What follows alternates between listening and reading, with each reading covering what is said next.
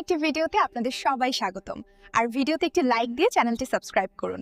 কমেন্টে জানিয়ে দিন আপনি কোন দেশ থেকে আমাদের এই ভিডিওটি দেখছেন। আজকের জোয়ার ভাটা পর্বটা শুরু হয় নিউ ইয়ার পার্টির ঘোষণা দিয়ে।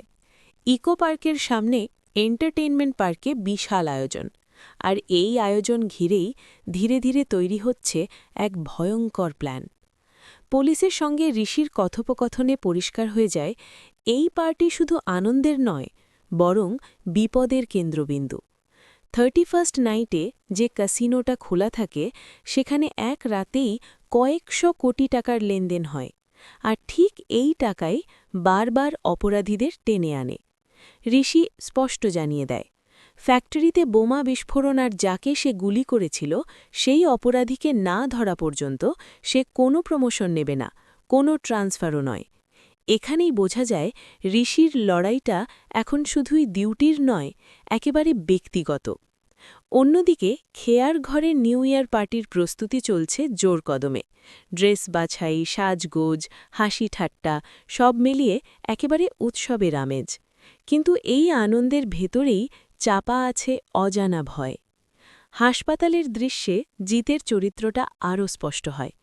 একদিকে সে দরিদ্র মানুষের চিকিৎসার দায়িত্ব নেয়, অন্যদিকে একই মানুষকে টাকার লোভ দেখিয়ে ভয়ঙ্কর অপরাধে টেনে আনে। সিসিটিভি হ্যাক করা, সিকিউরিটি ভাঙা সবই আগে থেকে প্ল্যান করা। এদিকে নিশার মানসিক অবস্থাটা আরও অস্থির হয়ে উঠছে। তার কল্পনা আর বাস্তবের সীমা ভেঙে যাচ্ছে। অপরাধবোধ, ভয় আর প্রতিশোধ সব মিলিয়ে সে নিজেই নিজের মধ্যে একটা ঝড় তৈরি করছে। বসুবাড়ির মহিলাদের অংশটা একদম আলাদা রঙের। নাচ, গান, পার্টি নিয়ে তর্ক, হাসি হাসি সবকিছুতেই যেন স্বাভাবিক পারিবারিক ছবি। কিন্তু দর্শক বুঝে যায় এই হাসির আড়ালেই জমে উঠছে বড় বিপদ। পর্বের সবচেয়ে গুরুত্বপূর্ণ মুহূর্ত আসে যখন ঋষি জানতে পারে নিউ ইয়ার নাইটের ক্যাসিনো সিকিউরিটির পুরো দায়িত্ব থাকবে জিত বসুর হাতে।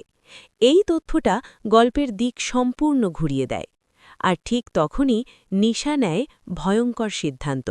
সে প্রতিশোধের প্রতীক হিসেবে ঠিক করে এইচ ফর রিভেঞ্জ। এটা আর শুধু রাগ নয়, এটা এখন পরিকল্পিত অপরাধের ইঙ্গিত। শেষ দিকে মেসোমশাইয়ের দৃশ্যে দেখা যায় কাগজে সই করিয়ে কোটি টাকার মাল অন্যদিকে ঘুরিয়ে দেওয়া হচ্ছে। সবকিছু এত নিখুঁতভাবে হচ্ছে যে বোঝা যায় ভিতরে ভিতরে অনেক বড় চক্র কাজ করছে। সব মিলিয়ে আজকের পর্বটা ছিল ঝড়ের আগের নিস্তব্ধতা। নিউ ইয়ার নাইটে যে বড়সড় অপরাধ ঘটতে চলেছে তার সব ইঙ্গিত আজকের পর্বে একের পর এক স্পষ্ট হয়ে উঠেছে।